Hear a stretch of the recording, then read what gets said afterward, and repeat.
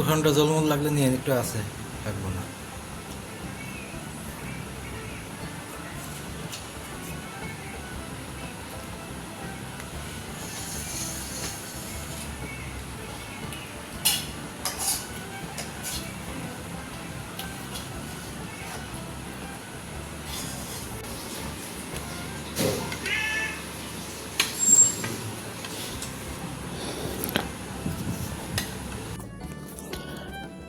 বিগত 7 বছরে জীবনে তার ক্ষমতা হয়নি আমাদেরকে এক কাপ চা বানিয়ে খাওয়ানোর মতো।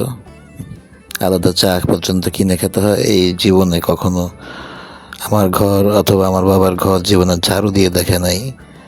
অথচ লোক দেখানো এই বারান্দাটা পর্যন্ত সে কখনো ঝাড়ু দেয় না ঠিক মতো। প্রচুর নোংরা থাকে, ভিডিওতে মাঝে মাঝে চলে আসে। অথচ নোংরামি করার জন্য আমি যখনই দরজাটা খুলবো, সামনে এসে এরকম অ্যাটেনশন সিকারের মতো, সস্তা মেয়েদের মতো এরকম সামনে এসে দাঁড়িয়ে থাকবে ফিগারটা নিয়ে, এখানে ঘোরাঘুরি করবে।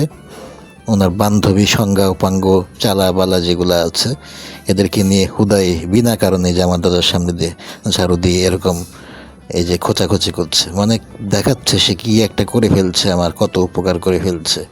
নাটকবাজ, ড্রামাবাজ কোথাকার। শুধু শুধু কোনো কাজ নেই, কোনোই কাজ নেই, একদম অনর্থক। এই যে আমি কথা বলি না, ওর জন্য আমি আমার দরজা জানালা সব কিছু পর্যন্ত বন্ধ রাখি। যদিও বা কখনো 5 মিনিটের জন্য খুলি, ঘরটার যখন একদম একবারে অবস্থা খারাপ হয়ে যায়, গ্যাস জমে যায়, গন্ধ হয়ে যায়, তখন মাঝে মাঝে 5 মিনিট, 10 মিনিট, 20 মিনিটের জন্য একটু খুলি, বা সেটা যদি ফাঁকা থাকে বা বাধ্য হয়ে অনেক সময় খুলি।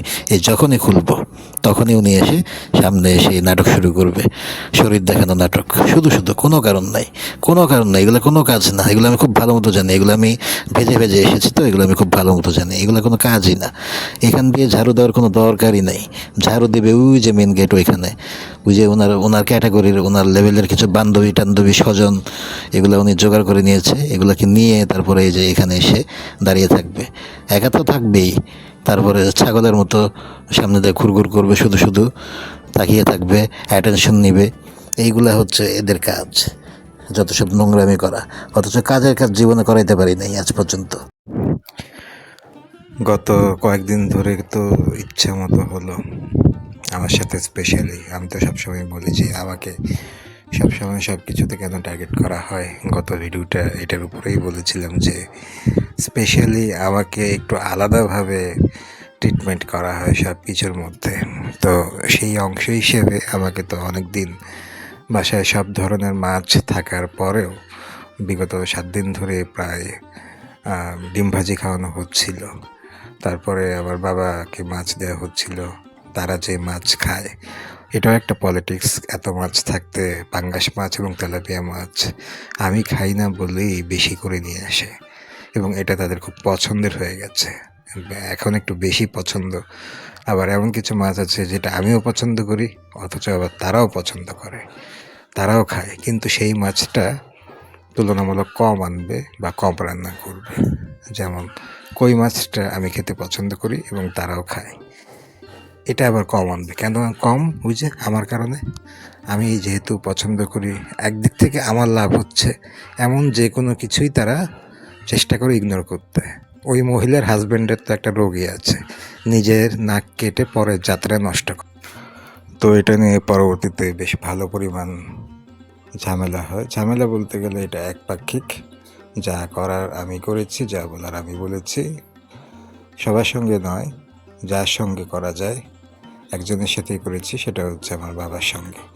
ওইটা করলেই আর কি অন্যদের কানে পৌঁছে যায়, সেই মোতাবেক ব্যবস্থা হয়। এটা তখনই হয় যখন ওই যে যেটা সবসময় বলি যে প্যাচ কেটে যাচ্ছে বা দেয়ালে পিঠ থেকে যাচ্ছে। নর্মালি সেটা হয় না, এটা একেবারে যখন সব কিছুর মাত্রা ছাড়িয়ে চূড়ান্ত পর্যায়ে চলে যায়, তখন এটা কয়েক মাস পরে পরে, যখন এটা ওদের একটা লেভেল আছে, টর্চারের লেভেল। এই টর্চারের লেভেলটা তারা আবার মাঝে মাঝে অতিক্রম করে। এটা তারাও বুঝে যে এখন অতিক্রম হচ্ছে, এখন কিছু একটা হবে।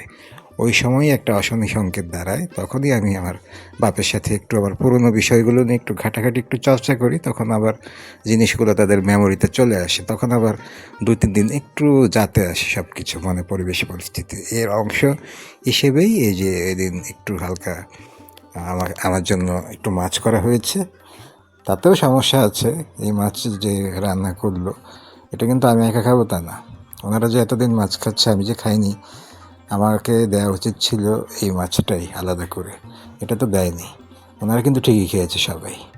এখন আবার আমার জন্য রান্না করেছে, এখান থেকেও তারা খাবে। আবার তারা যেটা খাচ্ছে ওটা কিন্তু আমি খাচ্ছি না। তার জন্য কিন্তু আমার কোনো স্পেশাল ব্যবস্থা নেই। আমাকে কিন্তু তখন ডিম খেয়েই থাকতে হবে।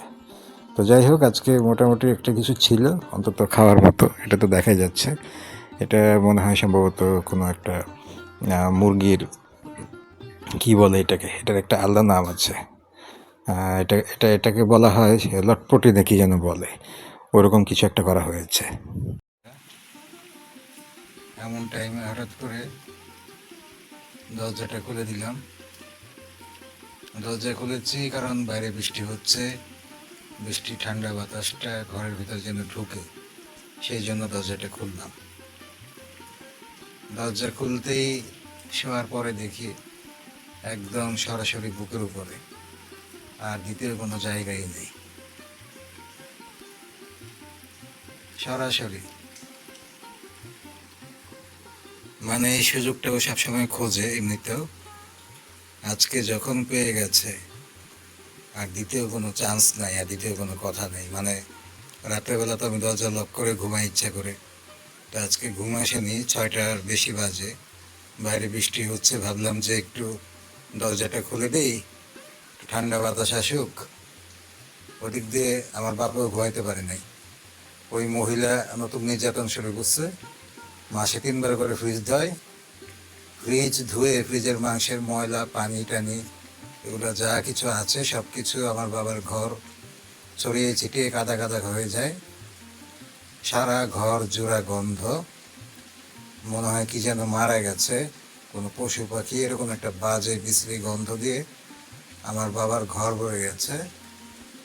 এই মহিলা এই কাজগুলো ইচ্ছা করেই করে আমার বাবাকে জ্বালানোর জন্য। আব্বু রাত 3টা বা 4টা বাজে আমার রুমে এসেছে এয়ার ফ্রেশনারের জন্য, পরে এয়ার ফ্রেশনার দিয়ে দিলাম, তারপরেও গন্ধ যায়নি।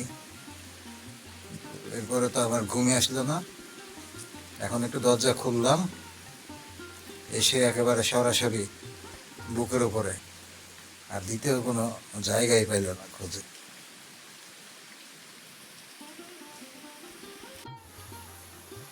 মানে যেটাকে বললে একবারে শান্তির ঘুম। এখন আমি তো নড়াচড়া করতে পারছি না ওর জন্য, বুঝি ওর ব্যাপারটা, ও খুব চায় এরকম করতে আমার সাথে, কিন্তু আমি তো ওকে লাই দিলেও সমস্যা।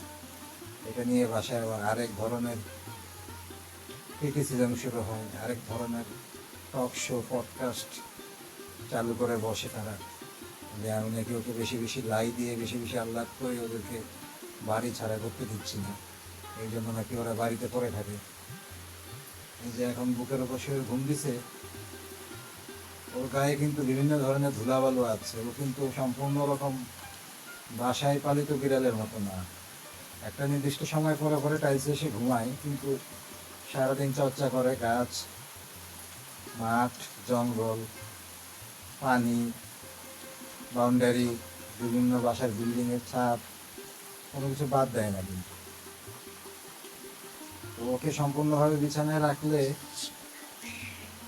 বিছানা চাদর ময়লা হয়ে যায় খুব দ্রুত, যেটা বাসায় কাজের লোক আছে যদিও, কিন্তু আমার কাজ তো আমাকেই করতে হয়। আমার পক্ষে রেগুলার কাপড় চোপড় ধোয়া, এগুলো অ্যারেঞ্জ করা, বিছানা চাদর ধোয়া ঘন ঘন, ওর গায়ে কিন্তু পর্যাপ্ত বালি থাকে, টাটকা বালি, ওগুলো করা কিন্তু খুব কষ্ট। এই যে এখন ক্যামেরা ওপেন করাতে ও নামলো আমার বুক থেকে, এখন যদি ক্যামেরা ওপেন না করতাম, ওর চোখে যদি ফ্ল্যাশ না লাগতো, ও কিন্তু সারা রাত এভাবে বসে থাকবে বুকের উপরে। ও তো চায় করতে, ও চাইলেও আমি আসলে সবসময় সব কিছু পেরে উঠতে পারি না, মানে ওকে সে সাপোর্টটা দিতে পারি না, পারিপার্শ্বিক কারণে, নিজের কারণে, বিভিন্ন কারণে। এখন বাধ্য হয়ে নিচে শুইল।